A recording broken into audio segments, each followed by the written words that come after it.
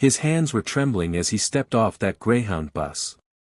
Not from the November cold biting through his torn jacket. Not from the 12-hour ride that had left his back stiff and his legs sore.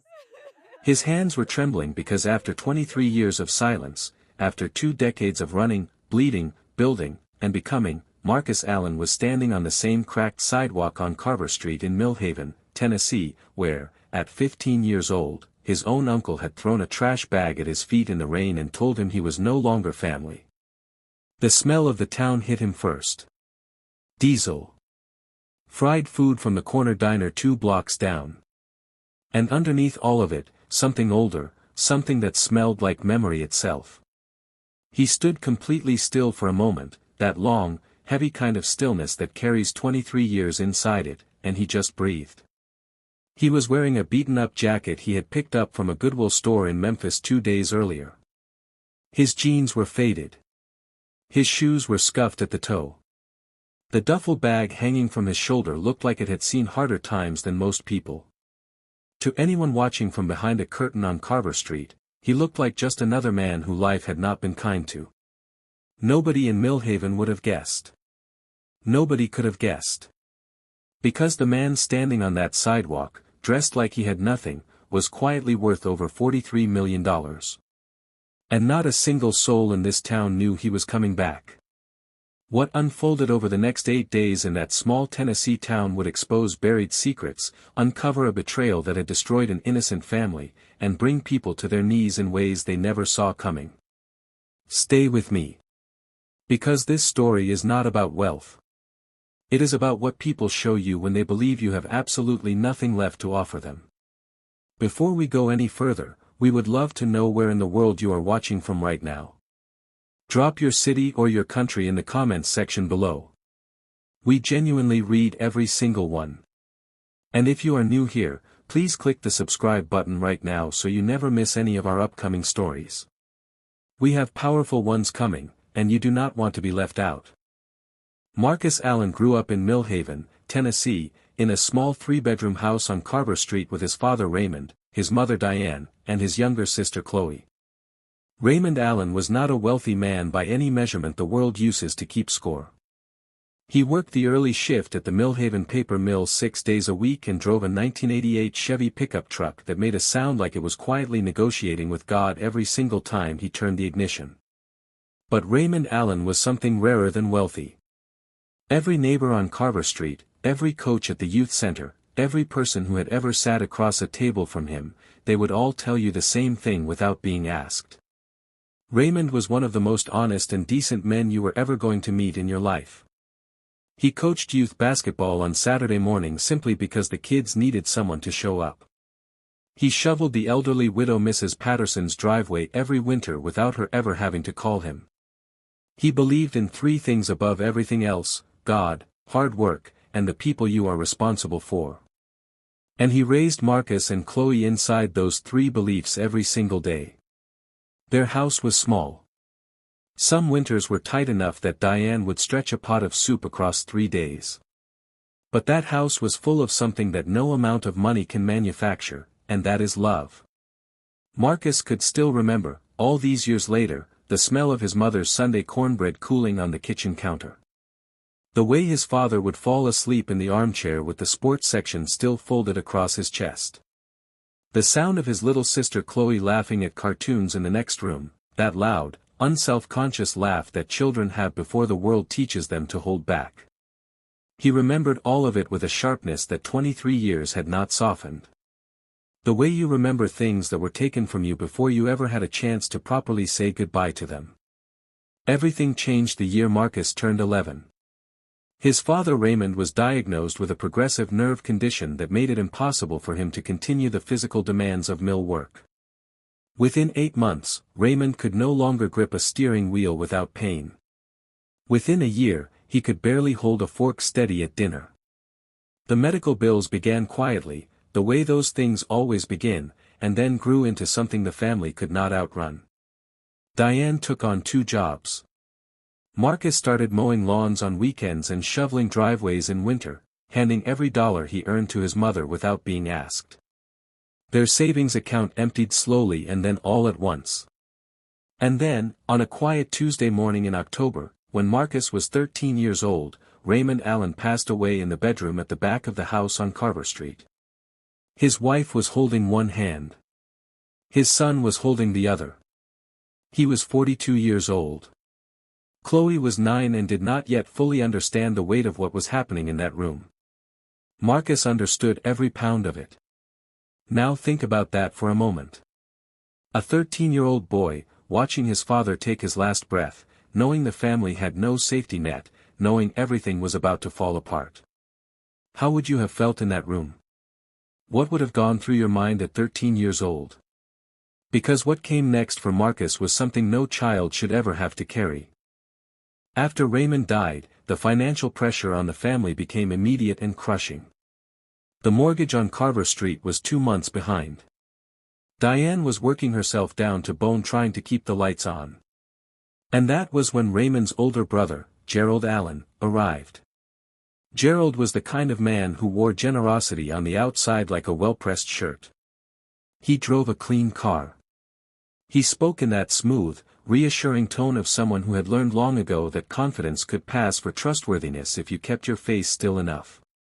He showed up the week after the funeral carrying food, and he sat with Diane at the kitchen table and put his hand over hers and told her that the family was going to handle everything together. That she was not alone. That Raymond would have wanted him to step up. Diane, exhausted and gutted from grief, trusted him completely. He was Raymond's blood. Why would she not? What Diane did not know, what she had absolutely no way of knowing, was that Gerald had been watching Raymond's financial situation quietly for years. Raymond had a life insurance policy worth just under $68,000, modest but real.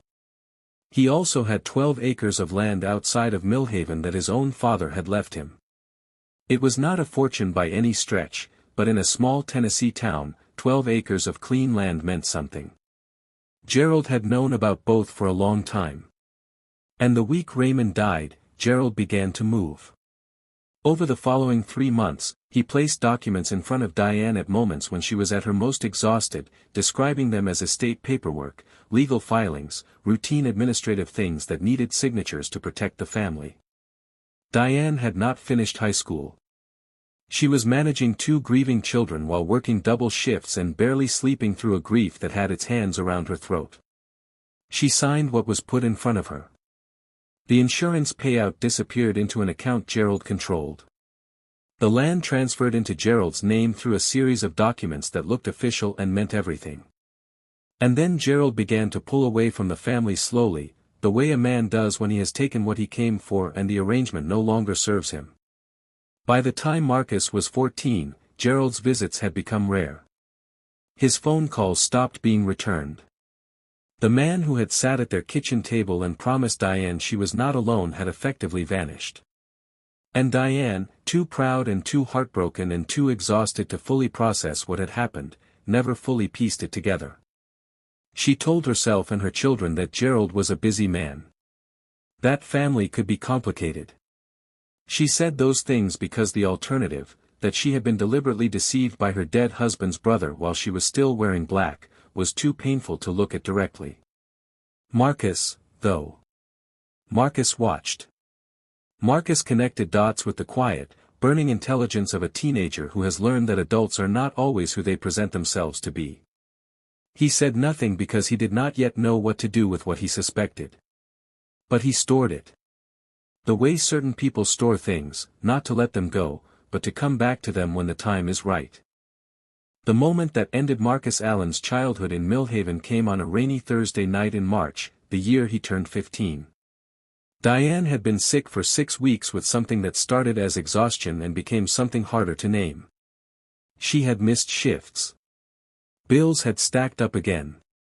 And Gerald, hearing through the family grapevine that Diane was struggling, showed up unannounced one evening. Marcus was in the kitchen when he heard raised voices from the front room. He stood in the hallway and listened. Gerald was not there to help. He was there because there was a rumor that Raymond had left a second, smaller savings account that nobody had found yet, and Gerald wanted to know if Diane had located it. When Diane, barely well enough to stand, told him she did not know what he was talking about, Gerald's voice shifted into something uglier. He told her she was useless. He told her that Raymond had always carried dead weight and it seemed the habit had passed to his family. He told her that she and those kids were nobody's responsibility and she had better figure things out because he was done. Marcus walked into that room. He was 15, not particularly tall yet, still carrying the softness of a boy who had not yet grown fully into himself. But he walked into that room and he looked his uncle directly in the eye and he told Gerald to get out of their house. Gerald laughed. He actually laughed. He told Marcus he had no idea who he was talking to. And then he said something that Marcus Allen would carry inside him for the next 23 years. He said, "Boy, your daddy died a broke failure and you are going to end up exactly the same. You are nobody. You come from nothing. And nothing is all you are ever going to be."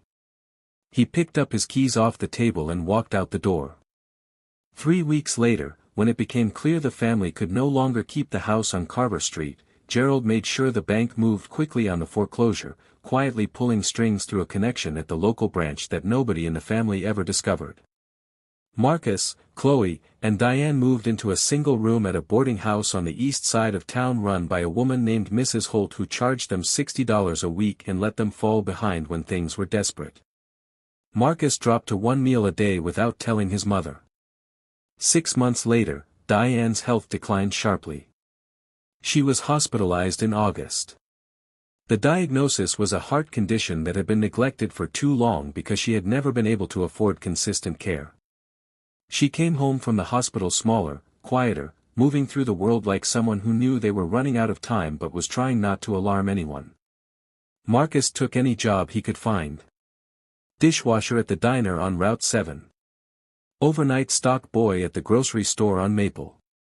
He gave every dollar he earned to his mother and told her things were going to be fine. He told her that with a confidence he absolutely did not feel. One evening in February, sitting on the edge of her bed in that small boarding house room, Diane took Marcus's hand and held it with both of hers.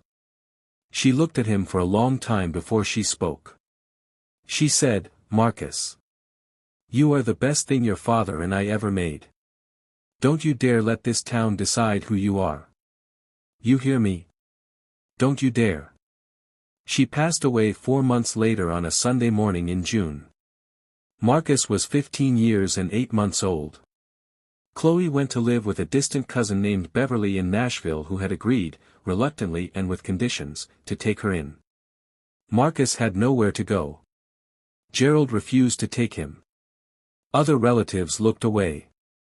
He slept in Mrs. Holt's storage room for 2 weeks before she told him, not unkindly, that she could not feed him for free. And so, on a rainy September night with a trash bag of clothes and $12 in his pocket, Marcus Allen left Millhaven, Tennessee. No one followed him to the door. No one made sure he had eaten.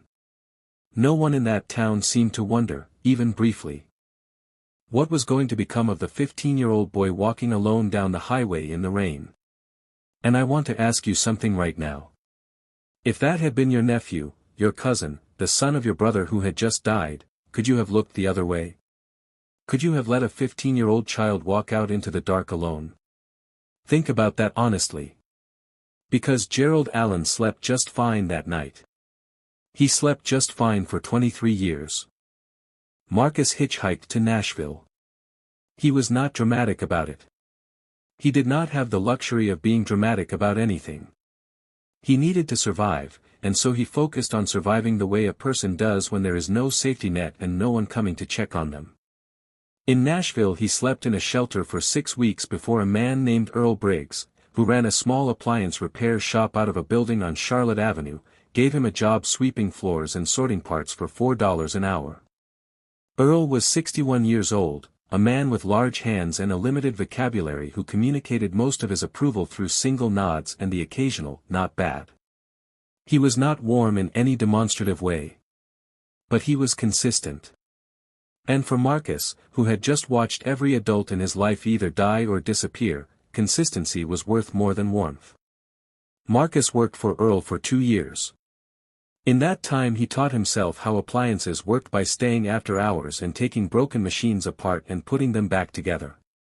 He read every manual he could find. He had a mind built for understanding systems, for seeing how components connected, for identifying the moment something broke and tracing it backward to its source. Earl noticed. He began paying Marcus real wages. He gave him more responsibility. He told him once, only once, that he had never seen a young man learn something that fast in 30 years of business. That single sentence from Earl Briggs meant more to Marcus in that moment than he would have been able to explain to anyone. At 17, Marcus enrolled in night school to finish his high school diploma. He worked days and studied nights and slept less than he should have. At 19, he applied for a small business development grant and was awarded $2,000 to complete a 6-month technical training course in electronics and systems repair. He finished it in 4 months. By 21, Marcus Allen had saved enough to open his own small repair shop in a rented space the size of a large closet on Nolensville Pike in Nashville. He called it Allen Tech. It had 1 folding table, 2 stools, a second-hand soldering station, and a handwritten sign on the door. His first week, he made $70. His second week, $120. He did not take a single day off for the first 8 months. He reinvested every dollar he did not absolutely need to eat. Within 3 years, Allen Tech had a reputation for doing the work of a corporate electronics firm at a fraction of the price, and doing it correctly the first time. He hired 2 employees, then 5, then 12. He moved into a real commercial space. He began bidding on contracts with small businesses and then with local government offices that needed technology infrastructure work. He won more than he lost. He studied business at night the way other men watch television. He understood, with a clarity that drove every single decision, that every dollar he made was not just money. It was distance from Carver Street. It was proof. It was the answer to what Gerald Allen had said to him in that front room all those years ago. By his early 30s, Allen Tech had become a regional technology services company operating across 4 southeastern states. He sold a portion of the business to a private equity group at 36 and retained controlling interest. At 38, a second valuation placed his personal net worth just above $43 million. He had a house in a quiet Nashville neighborhood with a garden he barely had time to enjoy. He drove a modest car because he never forgot what it felt like to own nothing, and he was not interested in performing success for anyone. He had never married. He had built a life that was solid and entirely his own. But every now and then, in the silence of a Sunday morning or the quiet space between falling asleep and actually sleeping, the smell of diesel and fried food and old pavement would come back to him. And he would think about Millhaven. He would think about his mother's hands. His father's laugh. The way Chloe used to call his name from the next room like she was announcing something important. And underneath all of that, one question had never gone away. What would have happened if someone had shown up for us? What kind of people were they, really, when a child needed them? And who, if anyone in that town, had actually been decent when it cost them something to be? The decision to go back to Millhaven did not come from anger. Marcus was honest enough with himself to know that. If it had been about anger, he would have returned 15 years earlier with lawyers and made an example of Gerald Allen in front of the whole county. He had the resources to do exactly that by 30 years old. But he had not. Because anger was not what drove Marcus Allen. What drove him was something quieter and harder to name. It was the need to know. Not to know what Gerald had taken. He had already confirmed that through 2 years of careful investigation by a private attorney he trusted, a careful woman named Patricia Morse. He knew exactly what had been stolen, the insurance money, the land, the value of what his father had built, a number that with 23 years of appreciation had grown to over $300,000. He knew all of that. What he needed to know was something the paperwork could never tell him. He needed to know what kind of man Gerald Allen actually was right now, when Gerald believed no one was watching, when Gerald had no idea that the boy he had discarded was standing 2 feet away from him with nothing visible in his hands. He needed to know who else in that town had been real. Whether anyone had tried to help his mother after they left. Whether any decency had existed in that community that he had been too young and too far gone to see at the time. That was the experiment. Not revenge. Truth. He asked Patricia to prepare everything, the documentation, the legal filings, all of it. He told her to move on nothing until he called her. Then he drove to a Goodwill in Memphis, bought a worn jacket and a pair of scuffed jeans and a duffel bag that had clearly had a previous life. He withdrew $500 in small bills and left his phone at home and carried a cheap prepaid. He boarded a Greyhound bus at 6 in the morning on a gray Tuesday in November. And 12 hours later, he stepped off on the cracked sidewalk on Carver Street in Millhaven, Tennessee, for the first time in 23 years. He stood there in the cold and breathed. And nobody recognized him. Not one person. The town was smaller than his memory had made it. That is the thing about the places that loom large in your past. You carry them at the size of your pain, not their actual dimensions. The diner on Route 7 was still there. The sign had been repainted at some point, but the same small tables were visible through the window and the same red vinyl stools at the counter. Marcus walked past it slowly, just watching. The old youth basketball court behind the community center was still there too. The backboard on the far end had a crack running straight through it that nobody had repaired. He stood at the chain-link fence for a moment and thought about his father clapping his big hands together on a Saturday morning and saying to a group of 8-year-olds, "There you go. Right there. You see that?"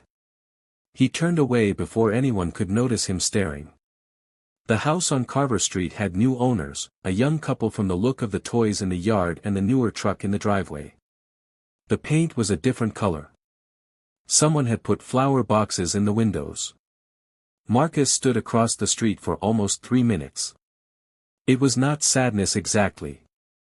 It was the strange feeling of watching proof that life continues inside the places that broke you, indifferent and ongoing, completely unaware of what they cost you.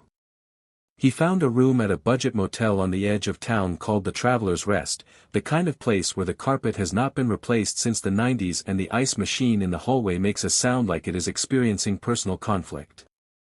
He paid 2 nights in cash and sat on the edge of the bed in the dark for a little while.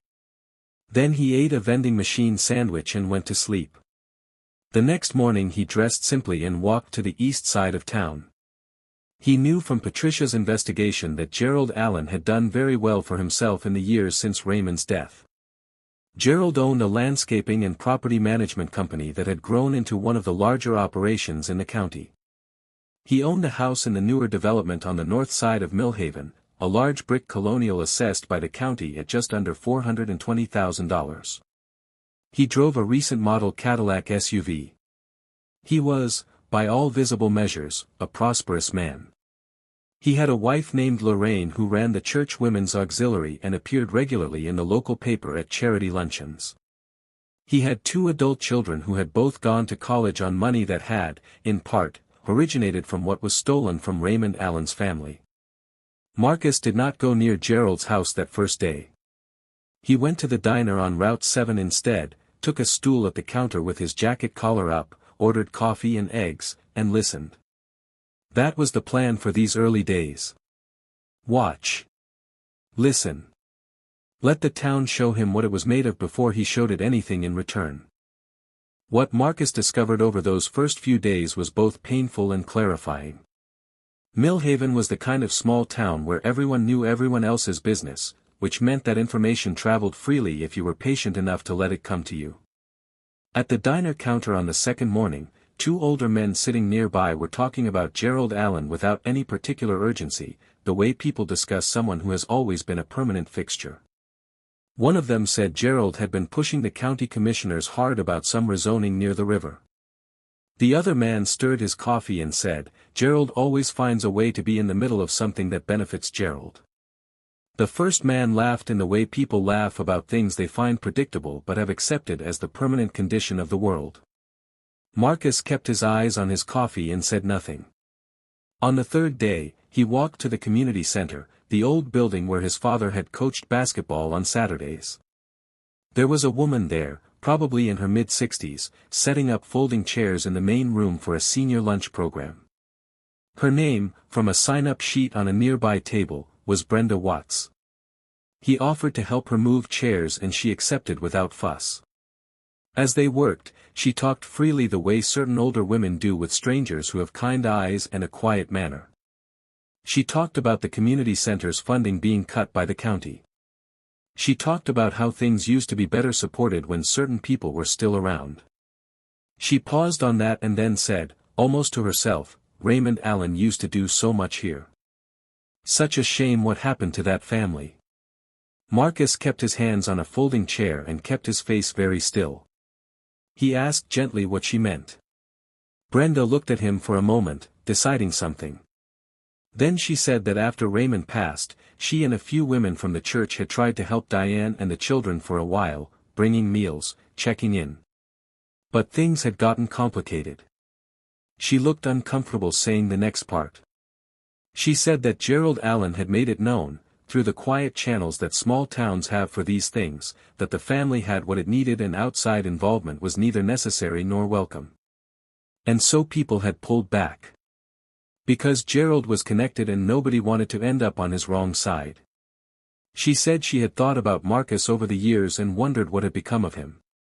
She said this quietly, looking at the floor, in the tone of someone making a small and very late confession.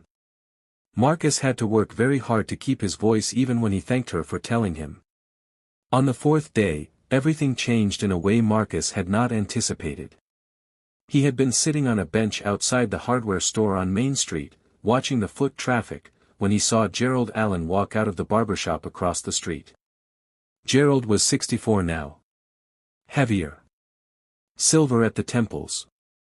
He was wearing a dark green jacket with his company logo embroidered on the chest and he was laughing at something the barber had said, that easy, unguarded laugh of a man who has never once in his adult life worried about where his next meal was coming from.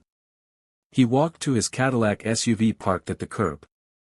And then, just before he got in, his eyes moved across the street in the natural scanning way a person's eyes do in a public space.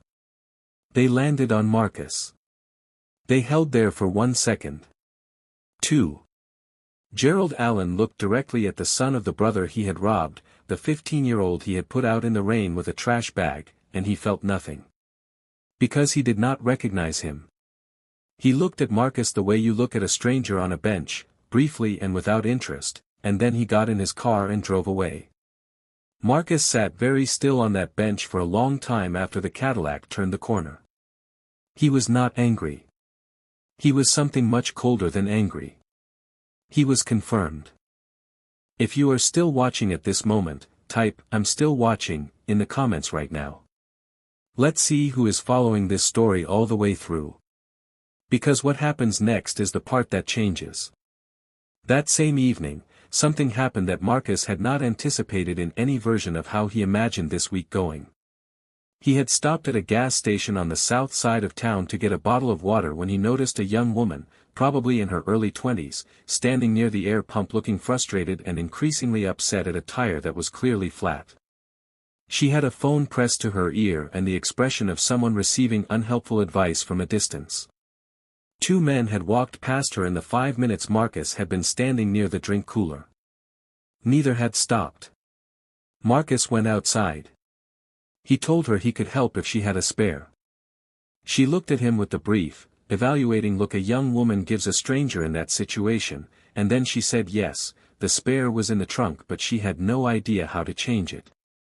It took Marcus about 12 minutes. When he was done, the young woman reached into her purse and tried to hand him $20. He shook his head. She insisted. He shook his head again and told her to pay it forward to the next person who needed something.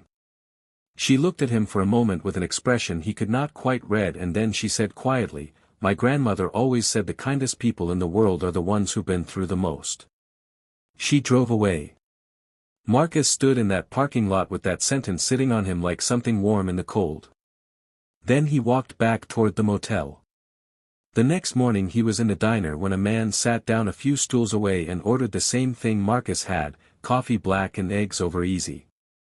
Marcus recognized him after a moment. It was Tommy Reardon, who had been 1 grade ahead of Marcus at Millhaven Middle School. Tommy was heavier now, carrying the particular tiredness of someone who has worked physically demanding jobs for a long time. He had not recognized Marcus. Why would he? But Marcus recognized him.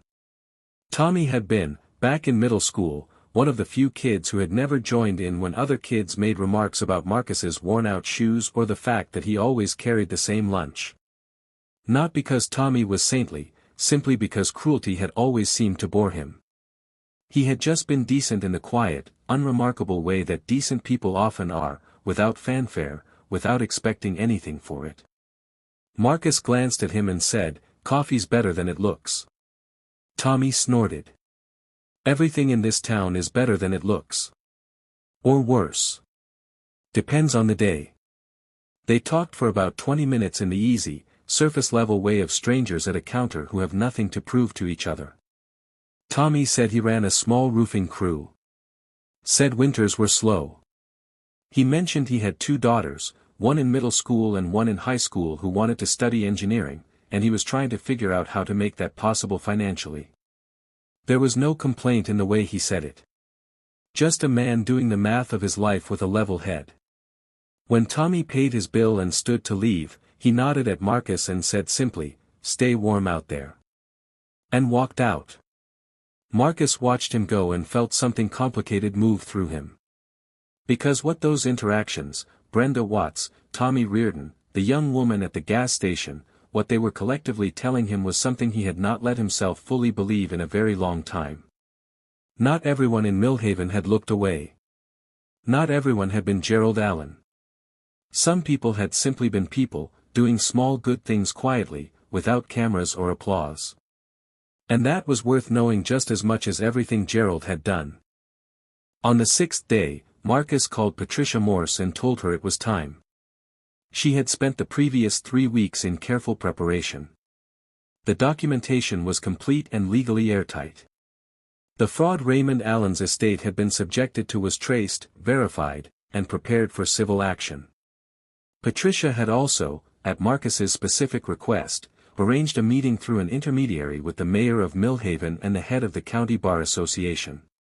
The meeting was scheduled for the following morning at the Millhaven Community Center. The intermediary had told both officials only that a private investor with significant interest in the area wished to discuss a community development proposal. Gerald Allen had also been invited, because the intermediary had told Gerald that the same investor wished to discuss a potential partnership on a large commercial property project. Gerald had accepted that invitation with notable enthusiasm. Marcus arrived at the community center 15 minutes early the next morning. He was wearing the same worn jacket. The same scuffed shoes. He sat in a chair near the back of the room, his duffel bag on the floor beside him, and he watched people file in. Brenda Watts was there, having been asked by Marcus's intermediary to attend as a community representative. Tommy Reardon was there for the same reason. About 20 other residents filled the chairs, a cross-section of Millhaven that included farmers, small business owners, teachers, and retirees. Gerald Allen walked in at 9:02 wearing his company jacket and carrying the expression of a man who has come to make a profitable connection. He surveyed the room with the casual authority of someone accustomed to being the most important person in small spaces. His eyes moved across Marcus without pausing. He took a seat near the front. The mayor, a tired-looking man named Dale Hutchins, opened the meeting by saying that a significant investor had requested this gathering and was expected to speak shortly. There was a murmur of curiosity. Gerald sat slightly forward in his chair, ready to be impressive. Then Patricia Morse walked in from the side door, followed by 2 associates from her firm. She placed a folder on the table at the front of the room and looked toward the back. And Marcus Allen stood up. The room shifted immediately. Not because anyone recognized him yet, but because of the way a room shifts when a person who has been deliberately invisible makes themselves seen. He walked to the front slowly, not rushing it, and he stood behind the table. He looked at Gerald Allen directly.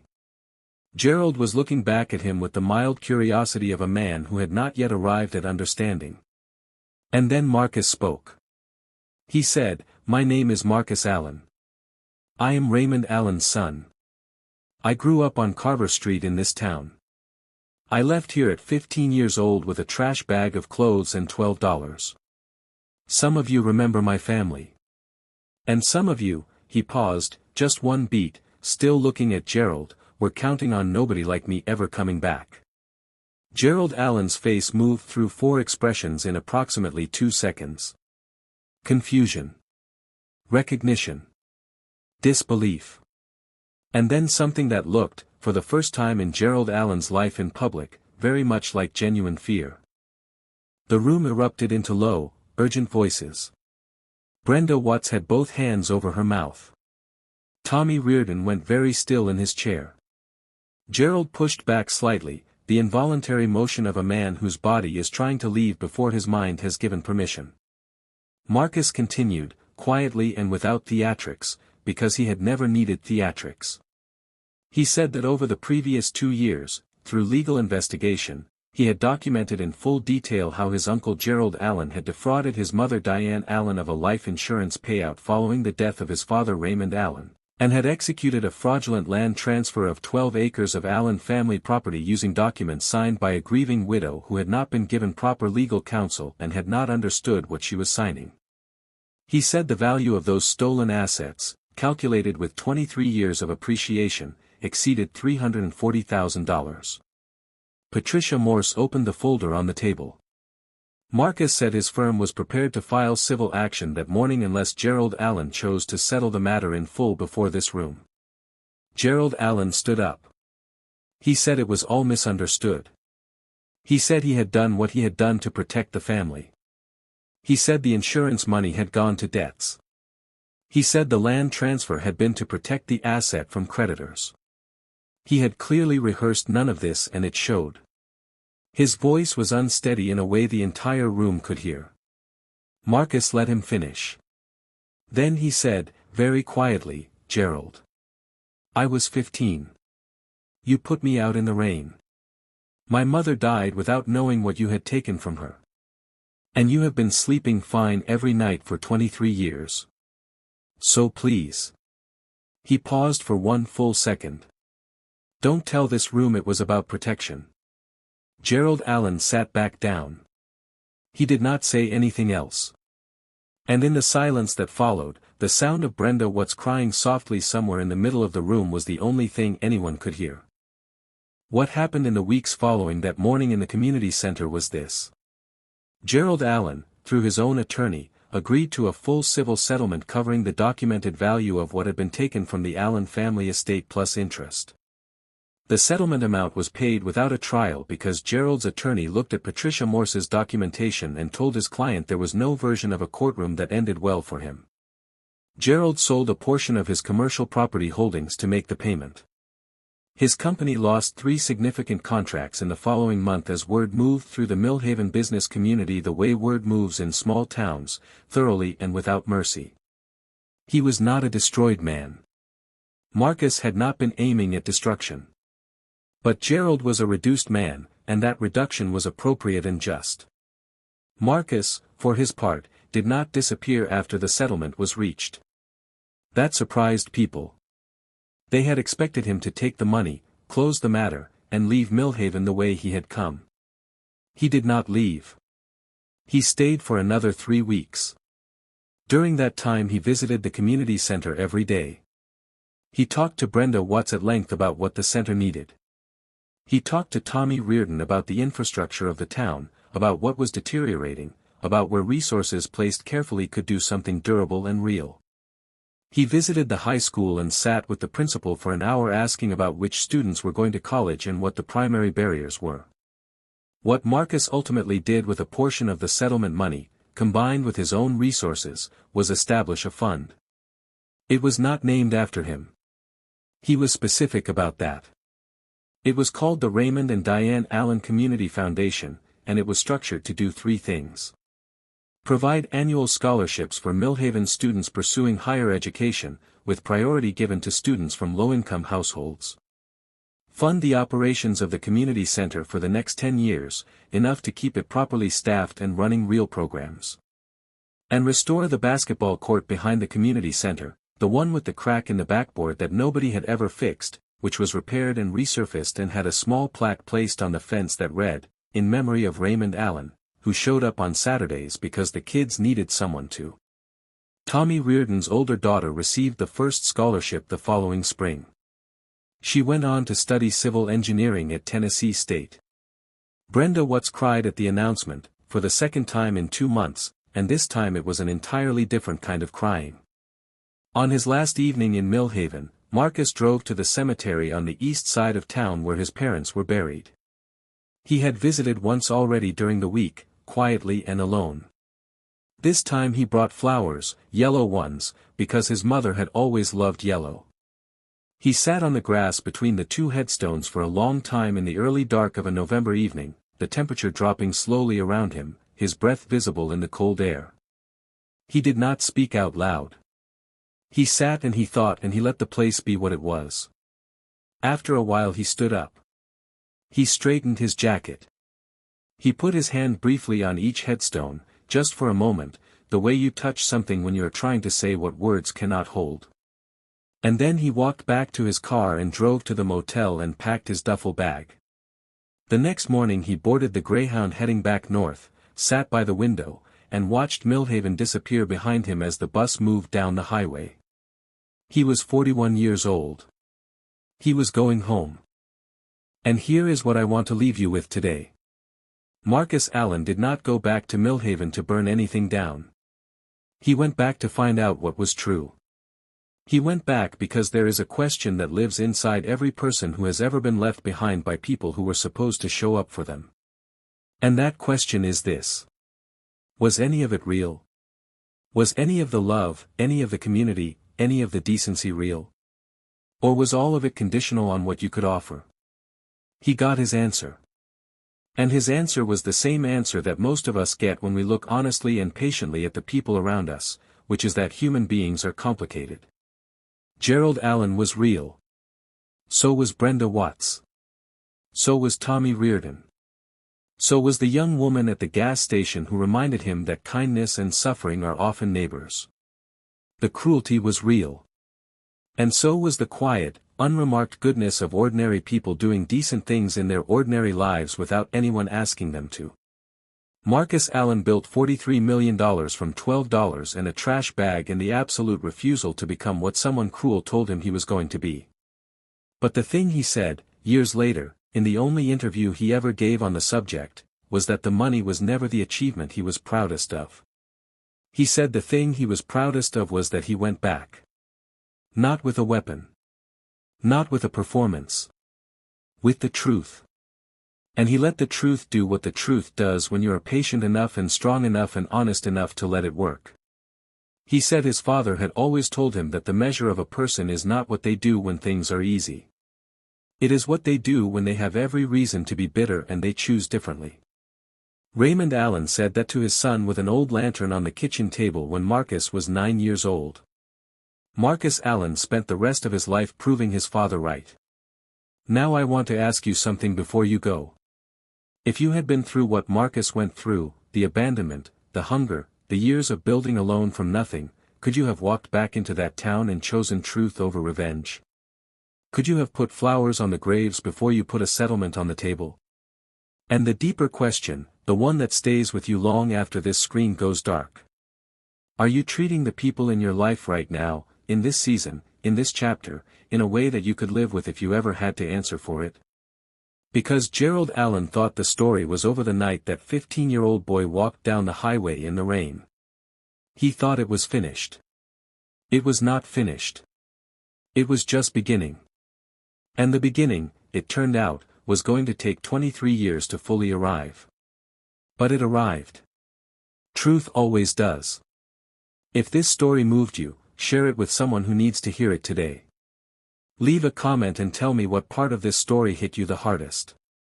And if you are still here at the very end, type, "It arrived," in the comments right now, because you stayed all the way through, and the people who stay until the end are always the ones who understand that the most important part of any story is rarely the beginning. Subscribe if you have not already. We have more stories coming that will stay with you long after the screen goes dark. Thank you for watching. And thank you for feeling it.